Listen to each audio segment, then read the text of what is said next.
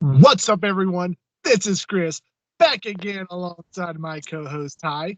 This is the Pedal Dance Podcast, and again, people, we are here with yet another TCG Top 10 for every set. And Ty, what set are we on today? A personal favorite of mine, that would be Neo Discovery. And fun fact, I believe this is the actual last set I ever got packs for before I had that whole incident with a former friend that stole all my cards. So this will be the last set I know about by buying any until I believe maybe around I think it was around XY Evolutions. So there's a huge gap. Honestly, I'm not that in tune with my sets either. I couldn't tell you if I had a brief moment of interruption as well. But I do know that whenever I got an allowance, I would usually use my $5 allowance on whatever packs were currently out and about. However, this particular set is the first set that I started buying whenever I was out buying cards. So that's what makes this set more special to me, is because it's one of the first sets that I started investing in between this and Genesis. Nice. Yep, but this was also this set where I got my first theme deck as well. So. Ooh, neat little fun fact there. Nice. Do you remember what theme deck it was? It was called Brainwave, and I don't really want to give off too much. So if you're not familiar with it, stay tuned and you'll hear some of the cards that I have from this set that may have also been in this deck. Hint, hint. Nice. Looking forward to it. But without further ado, shall we get into the honorable mentions? Yes, we shall. And I'm starting first on that one, right? No, I am. No, you are. My bad. Yeah. Sorry. My head just doesn't want to cooperate today. But yeah, go ahead. Yeah, you've had a rough week, to say the least. Oh yeah, you're telling me. So. All right.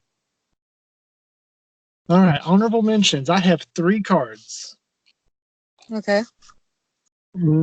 Card number 1 is Hitmontop. Okay. Hitmontop, shockingly, a basic Pokemon. This is before Tyrogue was made into a card, obviously. I love the art style here. It kind of reminds me of... Don't hate, but it kind of reminds me of South Park, the way it looks 2D, just the graphics of it. It just reminds me of South Park. I love Hitmontop as a Pokemon. It's not my favorite of the Hitmons by any means. That would be Hitmonchan. 60 HP, really low, even though it is a basic Pokemon. No resistance as a psychic weakness, which isn't the best, but it isn't the worst. For 1 fighting energy, detect. Flip a coins if head, prevent all effects of attacks, including damage. And for 3 fighting energy, triple kick. 30 damage times the number of heads you get for 3 coin flips. I put this one on honorable mention. It's decent, but my horrible luck with coin flips, I had to put it there. Yeah, I gotcha. My second honorable mention is Fortress. By far one of my favorite Gen 2 Pokemon. I love Fortress. I love Pineco. The idea of Steel Bug was really cool. But this is whenever they introduced Steel type in the actual card game. And 80 HP for stage 1 is a little low. It has a neat ability. Well, first off, the retreat cost of 3 is horrible. That's way too much for a stage 1, in my opinion. Weakness to fire really sucks. resistance to grass isn't a big deal because there wasn't much many grass type decks out there during this time. So, But its ability is spikes, and every time a new Pokemon becomes their active Pokemon, they take 10 points of damage, and that can actually really build up, especially if you're big into gusting and bringing in like their new Pokemon every turn, a new Pokemon from their bench or whatever every turn. So that could really easily stack up, which Yeah, I thought much was like really the video game. right. Yeah. Exactly. And for steel and a double colorless, Rapid Spin does 30, and it switches their active with one of their benched Pokemon if they have benched Pokemon. Mm-hmm. So regardless, as soon as you attack, right after your ability goes off on the new Pokemon that gets switched in. So that's a neat little combo there. I just couldn't put it in my honor. I just couldn't put it on my top 10. And then my final honorable mention is Magnemite. Interesting pick. Yeah, I didn't know about this one. This is the only Magnemite card that I know of that's actually a holographic card. It's a rare Magnemite. Okay. It's steel type, 40 HP, not the best. Same weakness and resistance as Fortress, so once again, not the best. Retreat cost of 1. I would have preferred to have a free retreat cost, but it wasn't my choice. But its ability, not ability, its first attack is lock on for a single colorless energy, and that basically means its second attack, which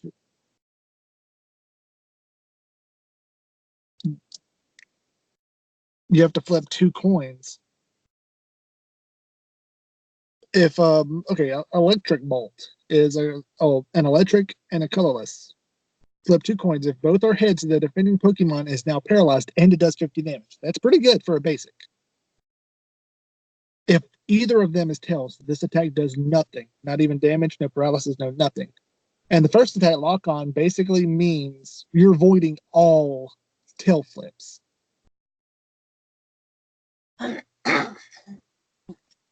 Okay. So while that is good, it's still 40 HP, so it's going to get knocked out really easily. So you might not even have enough time to actually get that going.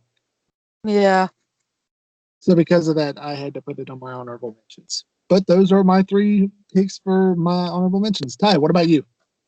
Okay, so one of the first ones I wanted to put on my honorable mentions were Larvitar and Pupitar. I wanted to put Pupitar on that list because of the art style in particular. But Larvitar, I also wanted to put on that list as well because it brings about a unique perspective of Larvitar. We know Larvitar to be a ground type. Well, in this particular picture, it almost resembles a water type because I always picture a larvitar going across the seabed. So I thought that was an interesting perspective as far as artwork is concerned. But they were just 2 really good cards that I do have, and I wanted to include them, but they didn't quite make my top 10, so they're in my honorable mention. I'm pretty sure there's probably some others I could add as well, but for some reason they're not coming to mind right off the top of my head. So, but yeah, those 2 I especially wanted to mention. So Okay, nice. I'm pretty sure if you think of them while we're doing the list, you can always add them. yeah, I'm sure there's a few unknown I wanted to add in there as well, but yeah. So, but I know that my top 10 it's still going to be a good top 10 regardless because these that did make the top 10 are cards that I own. So Nice, very nice. I'm looking forward to this. okay. So, would you like to start with number 10, Ty? Yes, I would. My number 10 is Eevee. Now you're probably thinking Eevee. It's like, okay, well, there's nothing too special about that. And it's like, well, you're right. You're absolutely right. But I absolutely adore this Eevee, and I think it's pretty special. I I remember, if I'm not mistaken, it had both an ability and an attack. And Indeed. I know the HP is still rather low or what have you. But I think the thing that I liked most about this particular Eevee was also the art style, because it pictures Eevee in this laboratory-looking environment, and it is just absolutely adorable. And out of all the Eevees I've ever seen in any set, this one just really stands out to me. So it is my absolute favorite Eevee. And if I'm not mistaken, I want to say the ability was Call for Family. I can't remember the exact move sets or what have you. But as you know, Call for Family, it usually it either does one of two things. It either gets you a lot of EVs out on your bench for either quickly, or it also helps to evolve that Pokemon or what have you. And I can't remember which one that this did in particular, but yeah, it was definitely my favorite Eevee though. And every time I had an evolution in a deck, this was the Eevee I wanted to use. So, and that's why it's my number 10. So, what about you, Chris? What's your number 10? My number 10 is Energy Arc. Oh, nice. Oh, yeah, that's Very- one I wanted to add to my honorable mentions. Thank you. Oh, no problem. It's basically self-explanatory. Just it's a really simple card. Flip coins. Flip 2 coins for each head. Search your deck for a basic energy card, put it in your hand, then shuffle your deck. Very simple, very useful, and that's why it's number 10 on my list. Yeah, I used it a lot. I had those cards both as normal cards and rescue cards as well. But one thing that really got me about Energy Arc is when you think of Arc, you think of a boat, right? There's no boat in the picture. It's a box.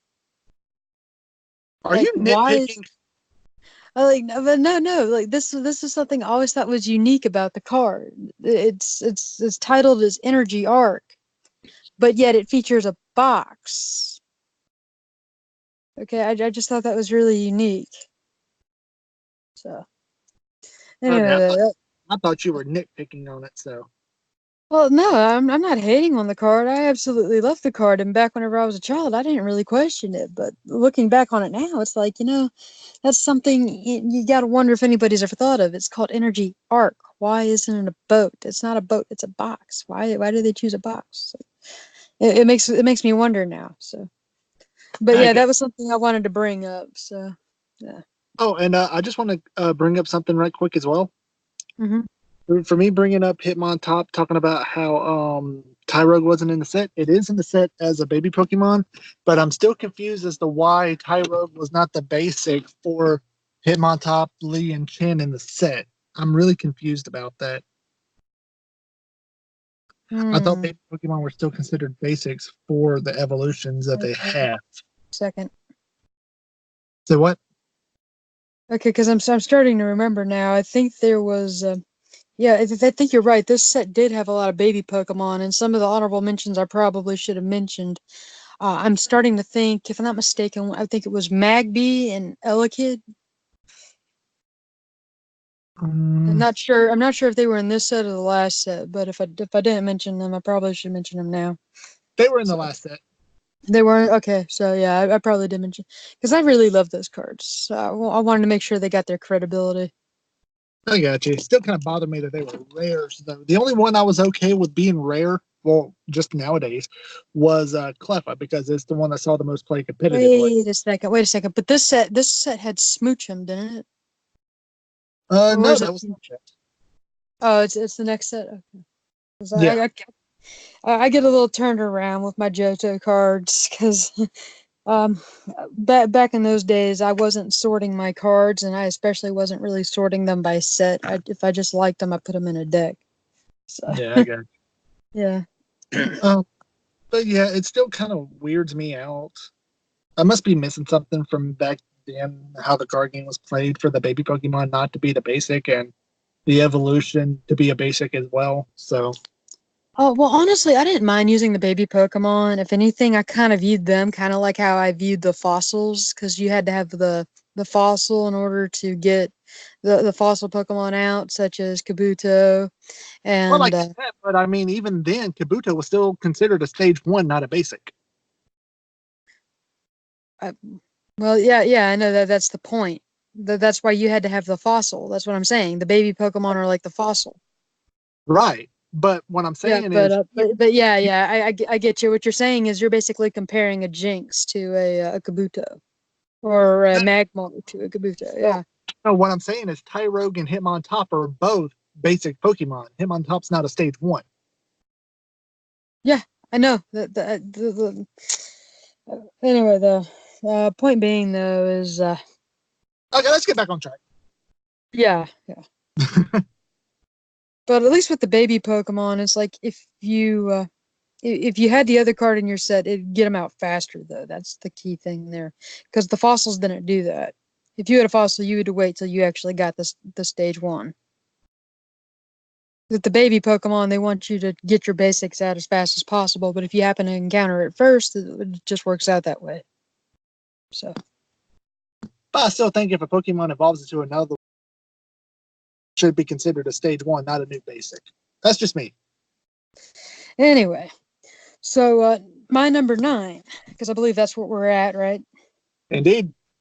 Okay, my number 9 is Pineco.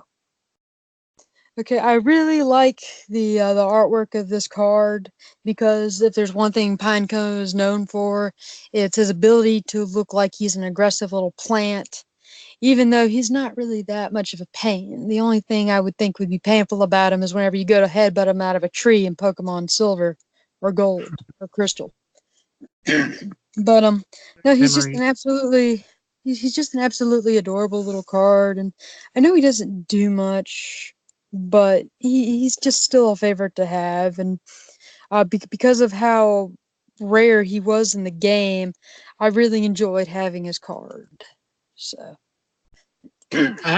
Actually, Pineco does a decent amount of damage for this card.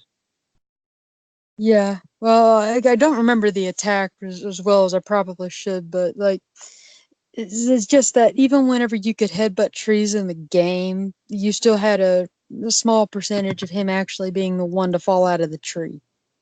Yeah. But he was just so hard to obtain that I really like it made his card more appreciative in my eyes. So I gotcha. Kind of like how Apom and Heracross were. yeah, they were pretty much about equally as rare at that. But I think Apon came out more than Heracross or Pineco. Agreed. Heracross was the one that you had the hardest time encountering. It was the least likely to show up.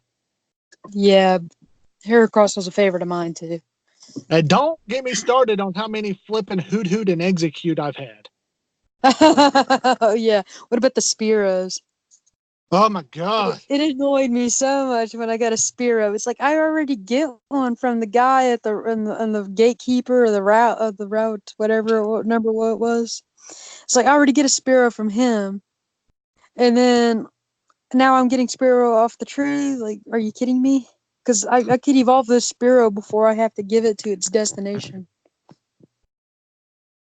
But yeah, going back to the card, Burst is his attack. It does for 1 grass energy, does 40 damage. Flip a coin. If heads, Pineco does 40 damage to itself, so it's going to knock itself out.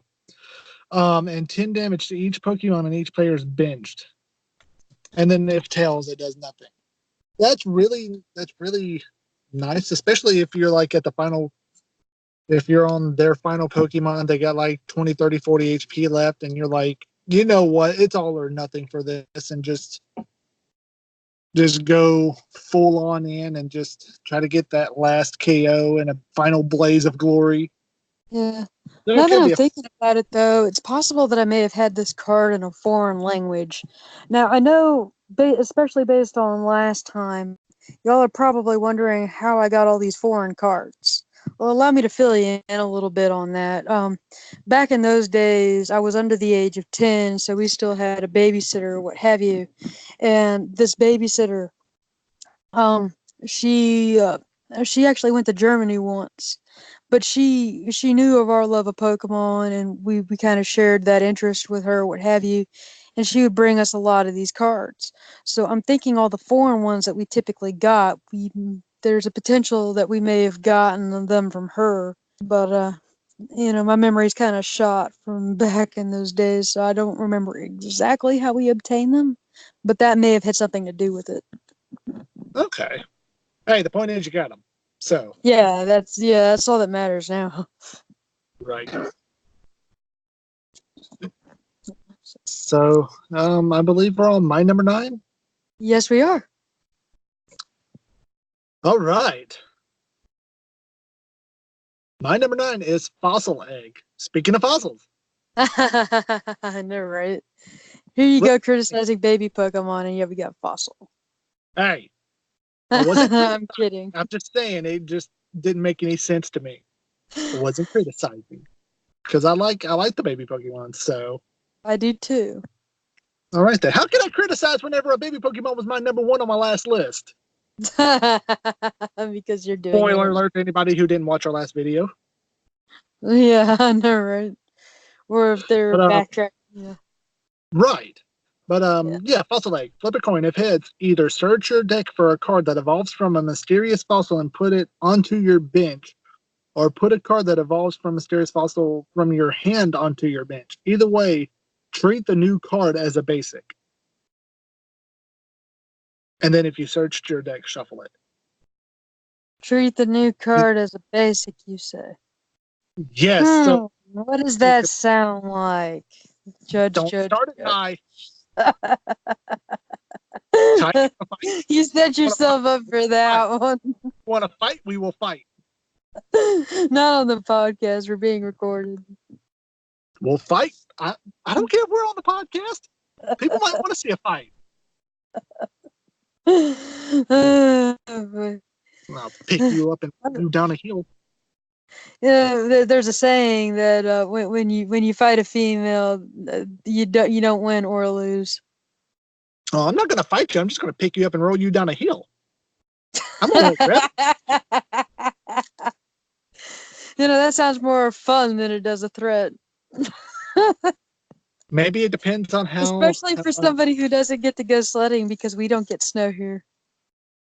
Yeah, fair enough. But I guess it depends on the angle of the hill. Depending on. It might be the mud pit at the bottom. Down, but getting back up might be a little bit of a challenge. Yeah, maybe. Anyway, But anyway, yeah. Fossil Egg, that's my number 9. Ty, number 8. Okay, so my number 8. I chose Xatu. Now, I know what you're thinking. Well, Xatu, right? So, anyway, I know it's got, what is it? I think it's got 2 attacks. I can't remember what they were called, but I think one required 1 psychic energy, and I think the bottom one required 3 energies. I don't remember if they were all psychic or if some of them were colorless or not. But yeah, obviously it was a psychic card. The thing that stands out to me about this card is that it's really quick to access because all you need is a Natu and you'll be able to get it out quickly. And Natu were really, they were pretty savvy because I think they had the call for family thing as well. So you could get a ton of Natu out right away. So once you had that Xatu, it's only a stage 1, so it doesn't take you long to get that out altogether. And, it's got higher HP, a decent amount of HP, so it's not going to die right away, which is pretty convincing. And then there's the artwork. It's a pretty 2D style dimensional artwork, but it's also really appealing as well because whenever I see it, it reminds me of the ruins of Alpha, or what have you, and it really ties in well with that hieroglyphics look. And I just think it's aesthetically pleasing as well. Oh, it's a beautiful card. I know it's absolutely gorgeous, but I use this card a lot, and that was a good bit of the reason why I had to have this on my top 10 list. So that's why I have Xatu as my number 8. Nice, and well deserved too, because its first attack energy cycle lets you flip a coin, and if heads, you can move 1 energy from your opponent's bench Pokemon. Oh, sorry. You move an energy from their active onto one of their bench. So if they have something built up, yeah, spot, you just make him have to I spend another knew there energy. was a reason I liked him. And Super Psy, 2 psychics and 1 colorless, 50 damage. Not bad. A little slow to be able to use that, but still not bad. Yeah, And I love Natu. Natu's adorable. yeah. And like you But said, with it's only Natu, only a stage 1, so yeah. you know what that But means? yeah, yeah, sure. It's not too hard to bring out. Ha Yeah, I know that's the thing. But the reason why I didn't choose Oh, not to the reason why I didn't choose not to and I chose not to instead was because not to looks like he has more of like a window view of the ancient ruined temple, whereas Zatu looks like they literally tried to draw him in the wall. I Ty, mean, you just need it's clearly not an actual like engraved type of drawing or what have you, but it looks more realistic as a Egyptian styled painting, if you will. you just made me sad. You didn't get my Why? joke. I'm sorry, I was talking over you. I was talking about evolving Natu into Zoctu, and I said it's not too difficult. Well, yeah, that's what I've already established that, but yeah, your pun's acknowledged now.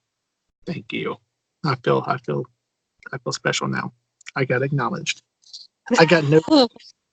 I got noticed, not by senpai, but I got noticed. I could go on, but I won't. Anyway, so you're number 8. My number 8 is Eevee. Ah, so we picked the same Eevee. Oh, there's only one Eevee in the set, so yeah. And you're right. It does have an energy. It does have an energy attack, just 1 energy smash kick for 10 damage. But it's Pokemon Power. You kind of were in the wrong. I didn't want to bring it up until I brought my Eevee up, my pickup. Yeah, that makes sense. I know the name. I probably didn't get right at all or what have you, but I know with most Eevees they typically have something to that extent. I just couldn't remember that well because it's been so long since I played these cards. I got you. And this was back before I even got to play, so I never got to play with most of these unless they were on the GBA, not GBA, but Game Boy Color games, which these aren't. Yeah.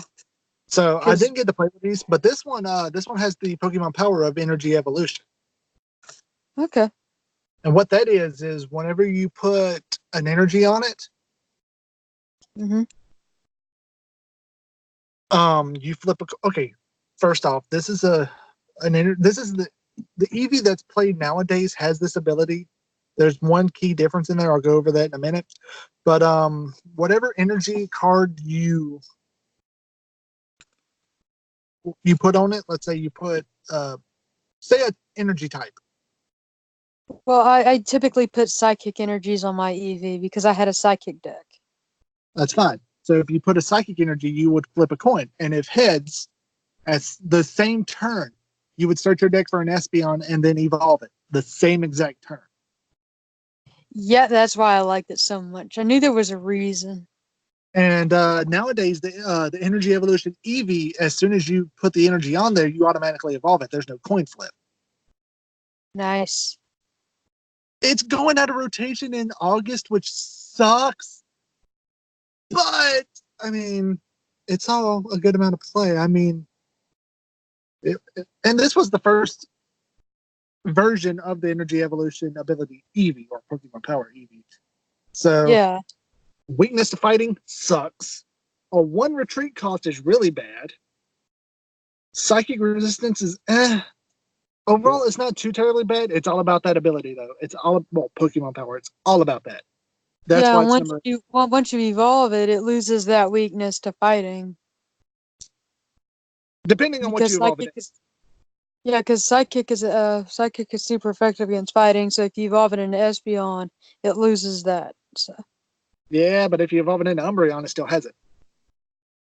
Well, yeah, but I didn't have an Umbreon card. That was something I decided to backtrack and get because it was a card that I decided I wanted later on in life. So I got you. I'm just saying. Yeah, it depended on what you evolved it into, because there were five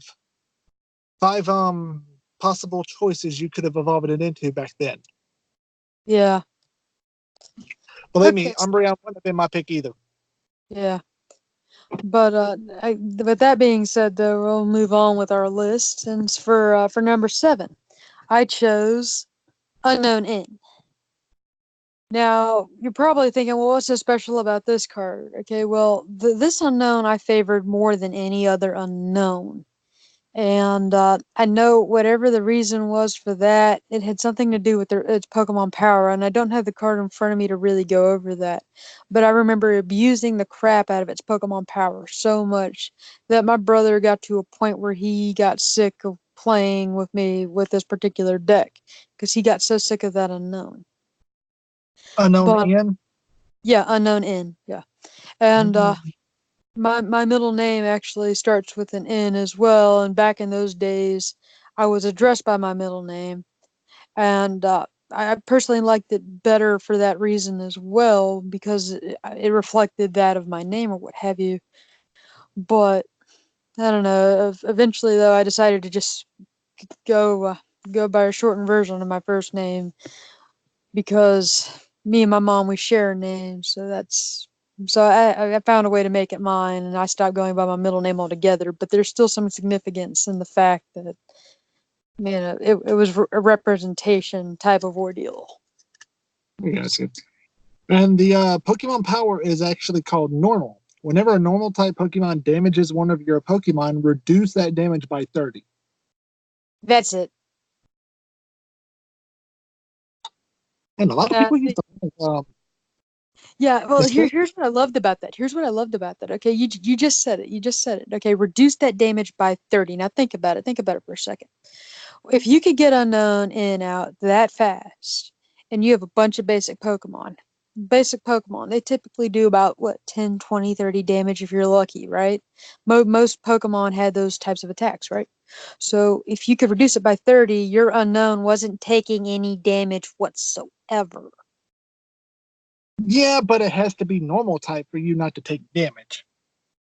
Which I had the Eevee. No. Your opponent's normal Pokemon. Oh, oh yeah. Well, yeah. I mean, like I still like, yeah. Yeah, Granted, yes, I had an Eevee or what have you, but like most people do use normal types in their decks as well because colorless can be replaced with any energy given whatsoever. So like, so but it has its advantages regardless. Oh, of Okay. course. So, but I was able to reduce attacks by 30. And that's why my brother was so annoyed with me, was because unless he could evolve his Pokemon, uh, he, I wasn't getting any damage and he was. So that was no fun for him. So I use that card to my advantage, and it's a favorite of mine. And then of course I know it has the one attack. I believe was it one psychic energy? Yep, And hidden power. yeah, hidden power, and I think it does 10 damage as well, right? Indeed. Yeah, see, I still remember my cards. And if I'm not mistaken, I think it had what 40 HP. Uh, Yep,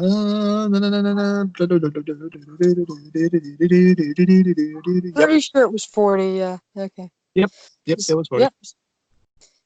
So even if you could do more than 30 damage, you still had a ways before you would actually knock it out. Oh, that card! I swear it was the cream of the crop back in the day. But yeah, that's my number 7 pick. I love the crap out of it. So what's your number 7, Chris? My number 7 is Politoed. Oh, nice. Not only do I love Politoed as a Pokemon, I love the Same. artwork for this card. It Mhm. has agreed. It has 100 HP for a stage 2, which is not bad at all. Ooh, nice. The retreat cost is 3, which sucks. Yeah. The weakness to grass isn't too terribly bad. Mhm. Its first attack is double slap. 2 Okay. water, 2 colorless. Flip 2 coins, does 40 for each heads. Ooh, that sounds powerful. Um, oh yeah, it's pretty good. Okay. the Pokemon power is what I love. Okay. It's called Frog Song. Ooh. Whenever Politoed's attack damages the defending Pokemon, if there are more than 3 Poliwags, Poliwhirls, Poliwraths, and or Politoeds in play, including your opponents, that attack does 40 more damage no matter how many heads you get. Nice. So if you have that, if you have that and get both heads, you're doing 120 damage. That's nice. I love that. That is amazing. And it works even better whenever you're going to get somebody who's using the same type of deck as you, because that makes it a lot easier to get out, to actually get that ability rolling. Yeah. And I think my love of Politoed either had something to do with the theme song for Master Quest, the 5th season, and then there was also the fact that spoiler alert for those of you who don't know this, but Misty also had a Poliwhirl as well that evolved into Politoed, and Yep. he's just so lovable. Who doesn't love Politoed? If you don't, you That's suck. right. Yeah. But yeah, that's my reason Politoed is number 7. Ty, number 6. Okay, so my number 6, I chose Scyther. Okay, why Scyther? Well, the artwork. I really like the artwork because Scyther is known to be somewhat fast, and he knows agility and stuff too. So he's really known for his speed, and this picture really portrays that because it even looks slightly blurry, like he's moving really fast, which is really cool. And he's a decent basic. He has a good quality HP, and I can't remember his attack for the life of me, but it was probably something along the lines of Fury, Fury Swipes, Fury Cutter, whatever. I can't remember exactly. I'm pretty sure it had a flip a coin scenario, and I want to say it was 20 times, whatever. So yeah, and again, I'm going off the top of my head, so correct me if I'm wrong. And I want to say it was 2 or 3 energies. Can't remember if it was colorless or grass, but I do remember it being a grass type card. Yes, Fury Cutter, 2 grass energy, flip 4 coins, it does 10 plus. 10 plus. Okay, there you go. That was close. This attack does 10 damage plus 10 more damage if exactly one is hit. Huh? I was going to say, was it 70 or 60 HP? 60. So it kept the same HP that it had. Okay. Right. The reason I didn't put Scyther on my list, spoiler alert, is because the jungle set was just a little bit better. The jungle Scyther was just a little bit better. Not only was it a rare, but the fact that it had free retreat back then and it has a retreat cost of 1 now really kind of messed it up a little. Well, regardless, I think you'll see why I put it on my list as we progress with the remainder of our list or what have you. But honestly, I just thought it was a really good card to play. It came in handy in a pinch or what have you. Granted, you're right. There's not a lot of grass decks or what have you, but I just still thought it was a good card considering. But yeah, so I'll go more into detail on that later in my list. So, but with that being said, though, what is your number 6? My number 6 is Butterfree. Not a bad choice. I love Butterfree. I love this artwork for Butterfree. It's just adorable. Stage 2, 80 HP, not bad, but not terribly good. Resistance to fighting is good. Free retreat cost is amazing. Weakness to fire, really bad. Of course. Its first attack, Magic Dust. Flip a coin. If heads, the defending Pokemon is now either asleep, confused, paralyzed, or poisoned. You get to choose. First card I remember ever seeing that you get to choose which status element you want to inflict. That does sound like fun. Oh, doesn't it? And that was for a grass and a colorless, and it does 20 damage as well. For 2 grass in the colorless is the attack Hyper Reverse. Nice. Does 10 damage times the number of energy attached to the defending Pokemon. After doing damage, remove a number of damage counters from Butterfree equal to the amount of damage done to the defending Pokemon. Really quality card. Agreed. It's I kind of love a it. disappointment that I don't think I've had that one. I'm trying to remember what the artwork even looks like for it because I'm not sure. Like, I know I got Butterfree cards, but I'm not sure if I got that particular one. I had to put it a little lower on my list than I would have liked because it'd be kind of hard to be able to make it to the getting it out as a stage 2 just because of how bad the weakness is and how many fire decks were running at that time. Yeah.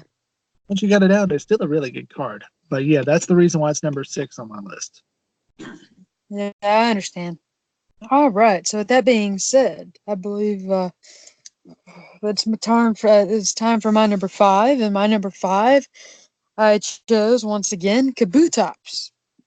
Now Kabutops Nice. was on my list before, but this particular one, if I'm not mistaken, I know I have this card. I think I got it in both English and a foreign language. I have it as a holographic, if I'm not mistaken. But if I remember the card correctly, this is the one where it's kind of zoomed in on his face, and it looks kind of hyper realistic at that. And he's got like this watery background, despite the fact that this is still a fighting type card. Uh, Oh, it's water. huh? It's water. Oh, it is water.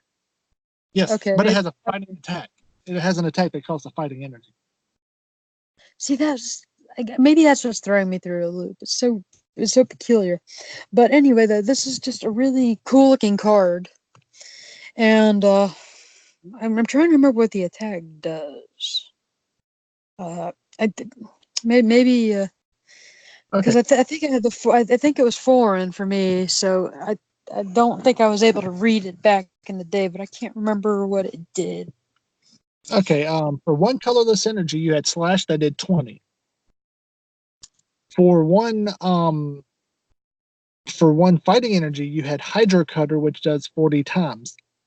And that is flip a number of coins equal to the number of energy cards attached to Kabutops. This attack does 40 damage for each head you get, but you can't flip more than 3 coins. So at the most, Yeah, you could yeah. do 120 damage for 1 energy. That's ridiculous. Yeah, that's still the reason why I had to pick it though, was because I knew it did an insane amount of damage. That much was a given. And it also had a decent HP, if I'm not mistaken. I think it was like what, 70 or 80? 90. 90? Okay, even better. Okay, so yeah. But yeah, this was a card that had I had it in English, I would have used it a lot more than I probably did. But it's a card that I have, and I'm absolutely obsessed with it. I gotcha. Nice pick. Oh, thank you. All right. So with that being said, what is your number 5? My number 5 is Espeon. Okay. What? Oh, nothing, Espeon nothing. and cards are just 4 I like more better. Well, no, I was just kind of expecting you to give a description at this point. Oh, you're waiting for me to keep on. Yeah, pretty much. Because Okay. let's So, see, if I'm not mistaken, I believe it had a Poke Power, 2 attacks, and the third attack was Spy Beam, which required 2 Sidekicks and a colorless energy, if I'm not mistaken. And Spy Beam did like 30 damage, if I'm not mistaken. wrong Espeon. Oh, wrong Espeon? Okay, my Yep. bad then. Yeah. 80 HP for stage 1, which is really good. No retreat cost. Amazing. Weakness to Psychic, which isn't the worst. So it's workable. For a double colorless, Bite for 20. But for 2 Psychic and a colorless, does Psychic for 30 plus. And it does 30 plus 10 more damage for each energy card attached to your opponent's active Pokemon. And because of how the how the HP was back then, with it being so low, this could add up really quickly and add up to a lot of easy knockouts. Was that the one, the hollow? Yes. Yeah, that's what I thought. I didn't even know there was a hollow in this set until I looked up the list. But you were thinking of the one where it looked like they were standing close to the ruins? Yes. Yeah. I looked at it and I was like, no, it's okay, but the holographic one's way better. See, I personalized my list. I didn't really have a lot of cards from this set, so I couldn't. I understand. And I believe this is the last set, like I said before, this is the last set I ever got to collect from until a couple years ago. Yeah. So from here on out, it's going to be just research. Just going off. Right. Anyway. But number 4. All right, so we're on to number 4. Okay. So my number 4 pick, I actually chose a card that we've mentioned a couple of times already. This one is Umbreon. Okay, now, like I said, up until recently, I decided I wanted to get this particular card. Now, this card, it features Umbreon in a nighttime setting. Or actually, wait, no. A daytime setting. It features Umbreon in a daytime setting. In front of the ruins. And I can't remember exactly what the attacks did, but honestly, I gotta read it. Yeah. Okay. The thing is, though, that I really like this card for the artwork, especially because it is aesthetically pleasing, and on top of that, it really shows the nationality of Umbreon being exclusively Johto region. Because when you think of Alpha regions, when you think of the Ruin regions, rather, you think of the Alpha Ruins, and that is kind of an exclusive thing to the Johto, to the Johto era. So it's really what's the word I'm looking for? Native. It's more of a native type of art set. But yeah, I remember the attacks being somewhat decent as well, for that matter. And it is a stage 1, so it's got better HP. It's easy to get out fast. And I'm sure you probably already got the description pulled up for me now. Indeed.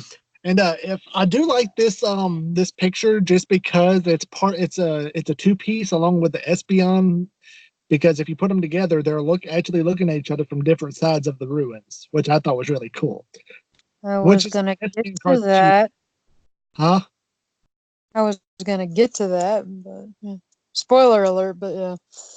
Not really much of a spoiler.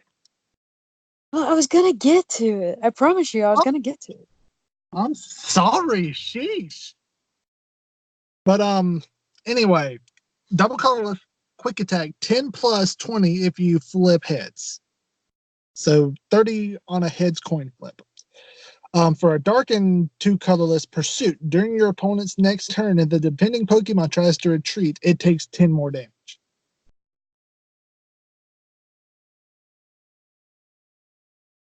So it's decent. I don't know how much play it ever saw in competitive, but I mean, it's not the worst card in the world. Yeah, no, And that's why I had to. That's why I put it so high up on the list, though, is because it was a card that I decided I had wanted later on in life. So I still think it's a card worth getting, especially if you're looking to complete a set. So, and anyway, good thing about this Umbreon card is this card. How I mentioned that Umbreon has a weakness to fighting. Yeah, I know. This card did not have that weakness. This card has no weakness. This was before they gave the Umbreon cards the weakness to fighting. Well, then. That's really cool. Yeah. So, with that being said, what is your number 4? My number 4 is... where is it? There you are. My number 4 is Yanma. There's nothing much to go about this Pokemon. It's one of my top 5 favorite Pokemon from Silver version, so Gen 2, Johto, whatever. I love Yanma. It wasn't that good in the games, and honestly, it's not even that good of a card now. But just seeing this card, I love dragonflies, so I love Yanma. 60 HP for basic it's decent. Weakness to fire sucks. Retreat cost is free, which is great. Resistance to fighting is great. The fact that it's a holographic, I love. It's just one of those cards you don't expect to have a holographic card. Yeah, if I'm not mistaken, back in the day, I think I had a bit of an obsession with Yanma too. I just really hate that he wasn't that strong. And I mean, even when they came out with Yan Mega, I still didn't think it was that bad. But like, yeah, it was hard not to love Yanma back in the day. Agreed. And the attacks, Shockwave for 1 grass energy. Flip a coin. If heads, this attack does 10 damage to each of your opponent's Pokemon. Then, if your opponent has any benched Pokemon, they swap with their active. Mm-hmm. So that's a good way to actually, rotate and spread damage. So that's not bad.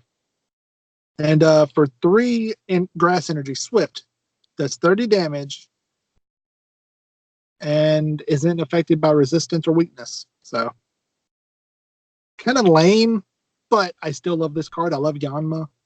And I just had to put it on my list just because of my fondness for Yanma. Yeah, that's understandable. I mean, what's the list without a little bias, right? Agreed.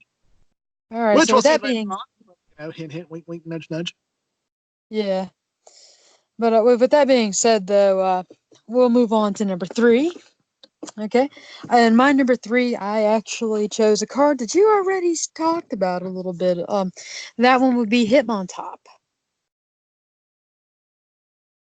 Okay. Now, what was significant about the Hitmontop, you may wonder. Not only did I find the artwork to be interesting or what have you, but just as I had the Brainwave theme deck from this particular set, my brother also got a theme deck from this set. And the theme deck that my brother got was the one that was centered around Hitmontop. That's pretty cool. I can't remember what the name of the theme deck was, but I do remember it having the Hitmontop as its main featured card. So yeah, that's the significance to it, and that's why it has a bit of a nostalgia factor with me as well. So hey, I can dig it. All right. So with that being said, what is your number 3, Chris? My number 3 is Hyper Devolution Spray. Choose one of trainer card. Yeah, this high up. Oh my god. Choose one of your evolved Pokemon. Take the highest stage evolution card from that Pokemon and put it into your hand. And people are wondering, back then I would be wondering, why do that? Why would you devolve one of your Pokemon that's already fully evolved? Yeah, and it's just an awesome card. And me now is like, oh, there's a good reason. Because the more you do that, let's just say I'm just going to go with Typhlosion because that's the one I can remember the most. Its ability is once it gets played, you search your deck for up to 4 fire energy and you can attach it right away to it. Now, if you use Hyper Devolution Spray, put Typhlosion back into your hand, and let's say you're running 4 of these. Every time you devolve it and then evolve it back into there, you're getting to reuse that ability. Nice.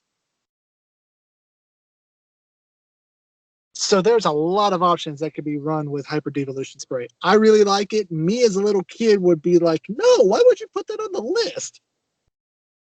Yeah, same. But now playing the game as competitively as I do, I'm like, dude, this is awesome. I would also like to add, though, that I think there's some strategy that you got to use on that as well, because there are some downsides to de-evolving your Pokemon. A significant factor would be the retreat cost as well as the HP. And then, of course, you have the attack choices, unless you do plan on evolving it every turn. But if you're not planning on evolving it for a while after you de-evolved it, then you may be considering using one of the attacks from the stage 1 card in your particular example. And Agreed. and so it's just it's something you need to strategically plan ahead for, because if your opponent realizes that you're doing this and sees the trend developing, they might get wise to the idea and take advantage of it in a way that you may not benefit from. So I still don't think I would put it that high on the list, but that is an interesting concept. And the fact that you can't evolve at the same turn you devolve it, which that isn't too much of a problem for me. Because I would actually But it run it can with leave you open to attacks. true, but that's what other cards in your deck are for. Yeah, that's true too, as well. Unless that's your last prize card, then you might want to hang on to that a little later. I would not recommend using this card if you do not have more than one prize. Well, I mean, I would recommend using this card if you had more than one prize, but yeah, I think I got a little tongue crazy there, but yeah. So, No, but you get what I mean. You get what I mean. So, yeah, I gotcha. But yeah. yeah, that's my number 3. So Ty, what's your number 2? Okay, so my number 2 is going to be another card that I kind of hinted towards earlier. It's Scizor. I chose Scizor. Nice. Yeah, the reason I was such a big fan of having Scyther in my deck was because I was wanting to prep it in turn for my Scizor, because I thought that Scizor was a really awesome card. And I remember one of his attacks was False Swipe. That's damage And equal to half the defending Pokemon. and I can't remember if Oh, it needed 1 steel energy or 2, but I think it needed like 3 altogether to use this attack. And the thing about False Swipe is, as we know from the video game, what False Swipe will typically do is it'll keep knocking off half of your opponent's HP until it starts getting low enough or what have you. And of course, in the TCG case, you typically round to the nearest 10th. Okay, well, False Swipe is still a really good attack because I believe it does something similar in the TCG world as well. Because if I remember this card correctly, if your opponent has 80 HP, it does 40. And once it has 40 remaining HP, it'll do 20, and, so on and so forth until your opponent's knocked out. So, but that's the unique thing about this card that I thought was personally pretty awesome. Because if you have trouble putting that type of damage on a higher HP card, your Scizor is going to help you get there. Like, let's say you're facing the strongest bad boy in your opponent's deck, and they got 120 HP. None of your other Pokemon are able to dish out that kind of damage, right? Well, your Scizor can do 60. Your Scizor can do 60 in just that one move, which is saying a lot. And even if it gets knocked out, well, guess what? You're already at least halfway to knocking your opponent out, even if they got their best baddie out. And so, like it's a domino effect type of thing. So it's a very good card for that reason, and that's why I put it. Yeah, that's why I put it so high up on the list. But right, and the fact that it's for 1 steel energy, that's really cool. I didn't see this card. I never owned this card. I'm not gonna lie. This card is. I have, and I have it in English at that too. So I said, I absolutely love this card. I pulled it. I thought it was the coolest thing ever. And even the artwork makes it look really intimidating, which is so adorable. But no, when Scizor was new, I thought he was one of the coolest Pokemon out there. Even now, he's still one of the coolest Pokemon out there. Exactly. Yeah. 80 HP for stage 1 is not bad. The weakness to fire is the worst thing about it. Yeah, true. But even then, like you said, the 1 steel type False Swipe is really good. The double claw for 3, colorless energy, flip 2 coins, 20 for each heads, not really that good. It's all about that first attack. It's really all about that first attack. Yeah. And that was the main thing that I really focused on. But I absolutely love this card. And I realized it was a steel type. But honestly, the only reason I ever had a Scyther in my deck was to play this card. And I believe I had some trainer cards that really helped me to get the steel energy out there right away so that I could go ahead and use that move. The bad thing is I never saw this card whenever I was looking up to make this list. If I would have known this, my list would be a lot different. I know, right? But hey, yeah, at least for this, I could put it under an honorable mention list. Yeah, I know, since you don't really know how to re-rank it now. Yeah. But yeah, so Yeah. that's my number two, though. So with that Mhm. being said, Chris, I guess it's time for your number two. And my number two is one that you've already mentioned on your list, Ty. Oh, really? Which one? Kabutops. Nice. Kabutops is just an amazing, amazing card. It really is. I mean, you got that one energy attack that can possibly do up to 120 damage. I mean, yeah, you'll have to have 2 extra energy on it, but I mean, even still, it's still worth it. And even if, I mean, it's a beautiful card. The holographic is gorgeous. 90 for a stage 2 isn't the worst. It's just a really good card. There's not much more that I could say that hasn't already been said. So with that, we're going to move on to number one. All right. So for number one, my card that I picked was Espeon. And no, this isn't the hollow one that you formerly mentioned. This Espeon is the one that I had my entire deck based off of, actually. It was the very bread and butter of the Brainwave deck. Okay, it does feature Espeon on the ruins in a nighttime setting, but it is also absolutely adorable, and it's a card that I have favored the most. It's my favorite card from the set, and it is honestly one of my most cherished cards. So I had to put it as my number one just because of all the bias. And yes, it knows Spy Wave. I think I said Spy Beam earlier. It knows Spy Wave. It's got the what was it, 2 psychic energies and 1 colorless, if I'm not mistaken, and then it's got the other attack, which Okay, I Ty, can't. I gotta cut you Yep. off. I gotta cut you off. All right.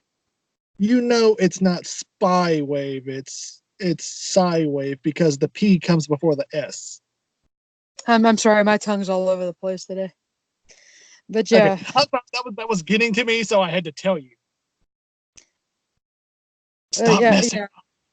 I'm sorry. I'm sorry. Like I'm getting to a point where I'm rambling and my tongue's not really thinking like I am. So yeah, I'm just messing with you, Ty. yeah. But But still, regardless, you know what I mean. You know what I mean. And then it's got that Poke Power as well, and I can't remember off the top of my head what that does again because it's been so I'm long. actually looking at the card and I don't see a Poke Power. I thought it had one. Maybe it doesn't. Maybe I'm thinking of Eevee. Probably because Eevee does have that energy evolution. But Yeah. yeah, neither Espeon has a Poke Power. But yeah, whenever you use that Eevee and that Espeon, you know, it's very beneficial, especially if you can get it out real fast. So, but yeah, it's just my favorite off the set. So I got I you. had my personal bias is why I ranked it so high. I got you. I mean, it shares the quick attack with the Umbreon that the picture's connected with. You know, the double colorless. It does 10, 30 on a coin flip, which isn't bad. Psybeam um does 30 plus confusion on a coin flip, so I'm it's pretty not sure it was terrible. Sidewave. It wasn't Psybeam. Sidewave. I think it was Sidewave. I'm looking at the card right now. Oh, okay. I can't keep it straight. It's a psychic move all the same. But Right. Yeah, it's Psybeam. yeah, okay. But yeah, it's still a solid pick overall. So Yeah, it's still a really decent card, despite my bias.